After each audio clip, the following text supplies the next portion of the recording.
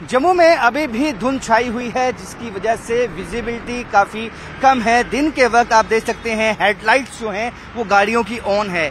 ये इतना बताने के लिए काफी है कि इस वक्त जो विजिबिलिटी है जम्मू में वो बाकी जिलों के मुकाबले कम है। कई पहाड़ी इलाके ऐसे हैं जम्मू संभाग के जहां पे बरसात हुई है और कई ऐसे पहाड़ी इलाके हैं जहां पे स्नोफॉल भी हुआ है, लेकिन जम्मू में अभी भी लोगों की जो मुश्किलें हैं वो बनी हुई हैं, क्योंकि यहाँ पे अभी भी धुंध के बादल छाए हुए हैं। हालांकि 21 शाम को कुछ बादल छाए थे, लेकिन बरसात नहीं आई, जिससे अब लोग मायूस हैं।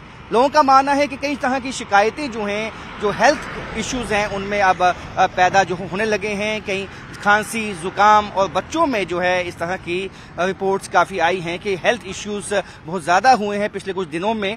और ऐसे में एडवाइजरीज जो है वो दो तरह की एडवाइजरीज इशू की गई है। एक तो हेल्थ के मामले में ये एडवाइजरी इशू की गई है कि लोग धुंध से बचने के लिए, उसके जो साइड इफेक्ट्स हैं उससे बचने के लिए मास्क पहन सकते हैं। उसके अलावा जो ट्रैवलर्स हैं, जो गाड़ियाँ चलाते हैं, उनसे भी आह्वान किया गया है गाड़ी धीमी चलाई जाए। यदि धुंध है तो अपनी हेडलाइट ऑन कर दी जाए, ताकि कई दफा खदशा बन जाता है कि धुंध के मौसम में एक्सीडेंट हो सकता है। इसके चलते लोगों को एहतियात रखने के लिए कहा गया है। अब जम्मू में सबकी निगाहें जो हैं वो बादलों पे ही छाई हैं। सबको ये उम्मीद है कि झमझमाती बरसात होगी और उनको इस धुंध से निजात मिलेगी, लेकिन ये कब तक मिलेगी अभी ये साफ नहीं है।